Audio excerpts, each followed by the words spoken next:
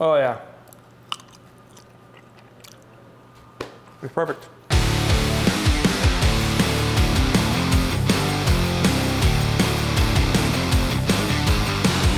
So today I finally get to do something I've been wanting to do in a video for a long time, and that's sausage making. I've wanted to make a video on this for a long time, but I finally get to do it. So I got my grinder, I've got my hog casings, I got all my seasonings and spices, I got everything. So today we're gonna do a classic sausage link, a mix of beef and pork. So let's get it grinded, seasoned, mixed, cased, and smoked. Let's get into it. So like I said, today we're gonna do a classic link, which is basically pork and beef.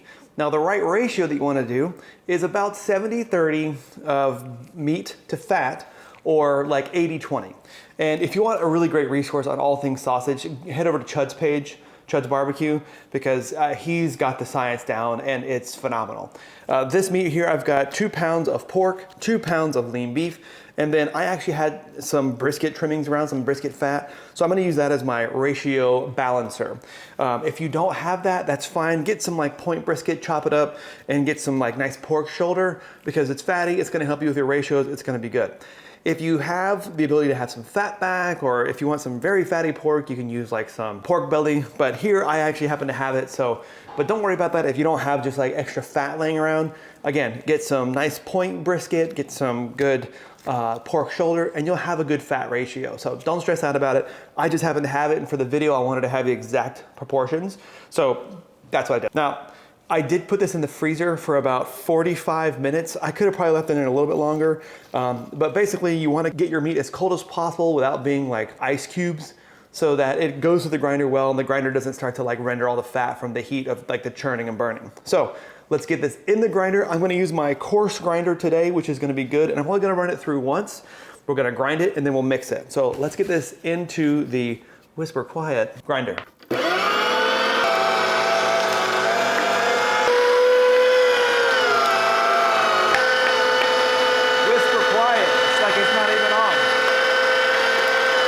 Boy, if that's not whisper quiet, I don't know what is. All right, now that we have all of our meat nice and grinded up, let's get our spice mix going super quick so that we can get this mixed and emulsified while the meat is still cold. So let's get into our spices really quick. All right, if you want a lot of the why in this, you can head over to Chud's page, and I'm gonna go over some of the whys on some of these, but he has a really great video on his master ratios for how to mix and create your own spice blend.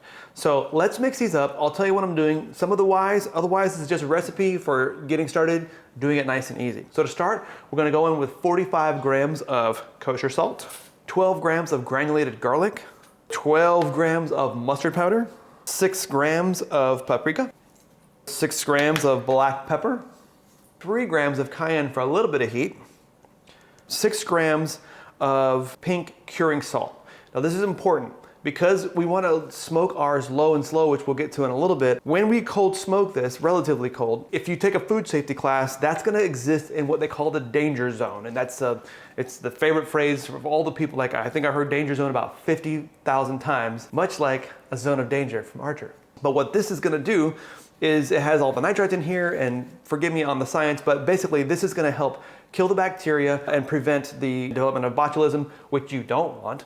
Obviously, this will kill a lot of the bacteria and give it that nice pink color that you're looking for. So this helps keep you safe. You don't need a ton of it, but this is a very critical ingredient if you're planning on doing a cold smoke and you're gonna serve it. Now, if I was making this fresh, I wouldn't need this. I could just make it here. We're gonna smoke it. We're gonna bring it up to temp pretty quick, but we're going for a low and slow cold smoke. So that's why we're using this pink curing salt. It's not Himalayan salt. It's pink curing salt #1. So we're gonna go in here with just a little bit of this, and then we're gonna go in with our binder, with our milk powder binder. So this is gonna help give you that plump juiciness that you're looking for. It's gonna help with the emulsification. It's gonna help make your stuff more juicy, and that way your links won't shrivel up so bad as well. So we're gonna go in here with 90 grams of milk powder. Now let's mix this up. So the next part is probably the least fun part of the whole process, but it's a critical one. And the reason why it's not that fun is because it's cold, because you have cold meat, and you have to mix it with your hands for this part, and it's freezing, and then your hands get numb. It sucks. But what we're gonna do first here is we are going to add in our spices, our dry spices, then we're gonna mix it all up. And then we're gonna go in with our liquid, which will help make everything super tacky and really bind together. So first, in with the spices. Okay. And we're gonna mix. just to get that kind of incorporated a little bit so that you have your spices on the ground up meat.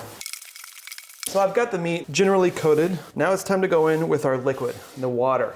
And that again is gonna help with the tacky, it's gonna help express some of those dry spices, and it's going to really make our sausage nice and plump, as Chud says.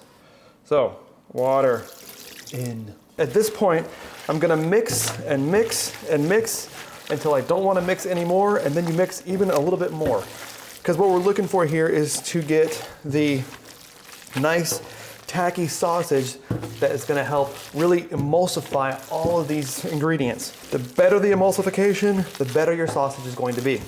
We're looking for a nice tacky texture. Okay, see, like right now, I think I'm done. That means I gotta keep going. I can tell because it's not quite sticking to my hands and gloves the way that it will be when it's done. So you're just gonna keep on mixing.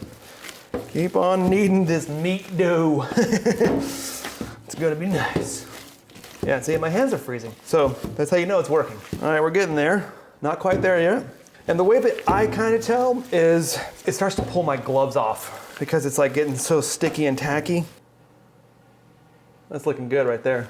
Look at that. Not even coming off. That is a good bind. Okay, so now let's get onto the casing. All right, I've got my sausage stuffer here, which is awesome. Now, as a tribute and homage to Chud, who has really been the inspiration for my interest in making my own sausage, I put his sticker on this tubular fella here. All right, so let's get this going. Now, you really want to jam the meat in here because you don't want any air pockets as you're going down. It's gonna make your sausage not good. You don't want air pockets at all possible. You really want to shove it in there.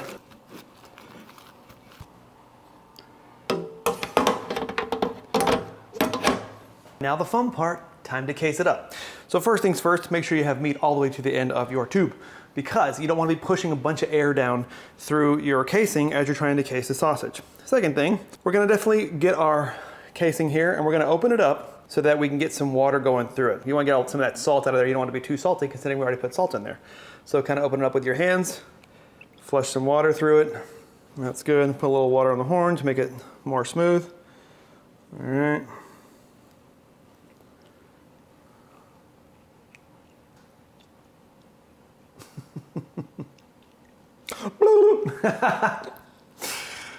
Had to do it. Now we're gonna need to tie it off. Snip the tip. Now, when you get these on there, you want a certain amount of back pressure there. So when I fill mine, I kind of hold it in my palm so I can feel the meat going into it as well as the firmness of the sausage. So we're gonna go nice and easy. What, today she's being a difficult. There we go. All right, had it on the wrong setting there. All right, it's getting nice and plump.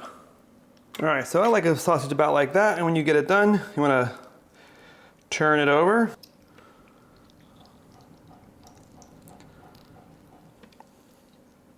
Since we went that way, we're gonna go the other way this time.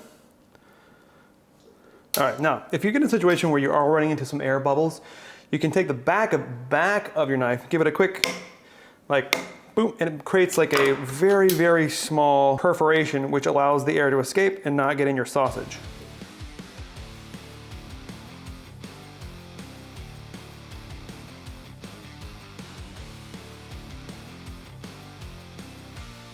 All right, so we're at the end of it. I'm gonna snip it, tie it off.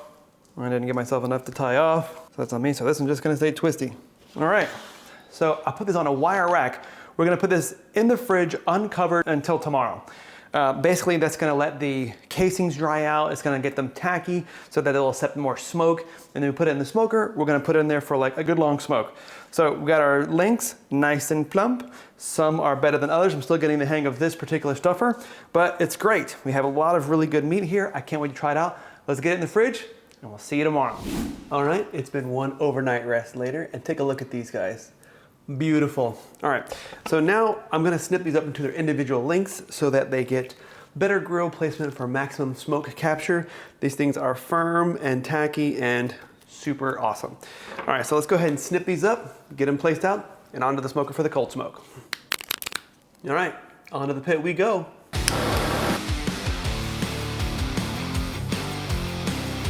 All right, with the smoke tube in my face, let's get these guys going. Now what we're doing here is a cold smoke. So I'm just doing a smoke tube, no heat. We're gonna do this for like 4 or 5 hours, and we are going to then come back and check on it, stupid flies. Come back and check on it, and then we'll actually get it cooking so that we can get up to 150 before we put it in an ice bath. So now we'll let these guys smoke. Let me get the smoke tube in. Normally I wouldn't do it so close, but I got a bunch of sausages going on today. So, all right, see you in 4 to 5 hours. All right, it's been about 4 hours in this cold smoke. Look at that link, looks nice and good, feels plump and juicy. Time to get these up to temp. We're gonna put the smoker on at 225 and cook these to an internal temperature of about 150. You can see some of these over here got a little bit cooked because they were actually right here next to the smoke tube, which is not what I want, but that's okay because we got plenty more over here. It's always good to know. I filled up the grill, so it's a little bit too much. But you see, we got a lot of great smoke on these. It's gonna be really great. These over here didn't get as much smoke, but that's okay. I did get some down here by the front end, and they're gonna get even more smoke when we cook them. So, cold smoke for the 4 hours. Now we're gonna do 225 smoke until we get to an internal temperature of about 150. All right, look at this, my friends. Look how amazing this freaking shelf of sausage looks. I just temped these all at 150-ish degrees internal. And we're gonna get these off and get them into the ice bath. So let's get these off, ice bath shock. Get ready for the next step. All right, now that we have this plump, juicy sausage that I pulled off at about 150, we wanna get it into an ice bath. And we wanna do that because we want to shock the sausage and we want it to stop cooking immediately. We don't wanna start rendering fat too much. We wanna do that at the next phase after this. So by getting into the ice bath, it'll help stop the cooking process, shrink the casing for a nice juicy snap in the end, and it'll give us a chance to clean up the wiener, as it were. So let's get them in the ice bath, get them all cleaned up, wiped down, and then we will get them ready for the next phase. This is also the point after you ice bath that if you wanted to package them up, freeze them, and then have them for later, this is the point at that step that you would do that. So this is where you stop. This is where you vac seal for later or give them away. And if not, then we'll get them ready for the next phase, which is the cooking part. So they are shocked, believe me. I can sense their surprise. I'll leave them there for a few minutes, just again to stop that process. Then I'll wipe them off and we'll take them out of the ice bath. So, see you in a few. Now it's time to get these bad boys on the smoker to cook. These are our regular pork and beef sausages here going on, 275 for about 30 minutes to an internal temperature of about 160, 165-ish.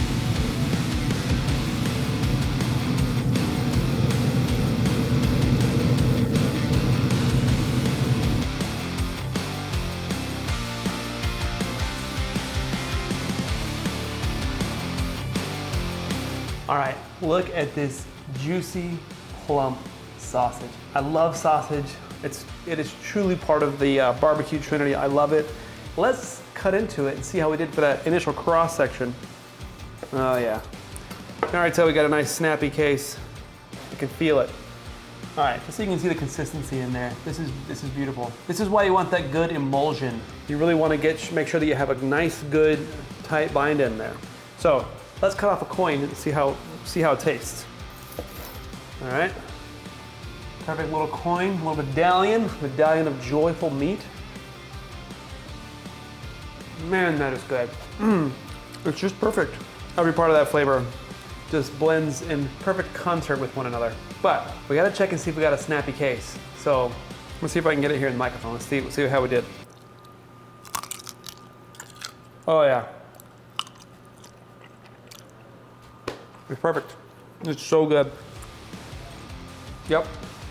It's amazing. Man, this is perfect. It's totally worth the effort. The recipe is perfect. Once again, I tip my hat to Chud and his recipe and ratio making abilities. This is great. I highly recommend that you try this. If you do, let me know how it goes. I look forward to hearing from you and I look forward to seeing you on the next video. Thanks guys, truly appreciate the support.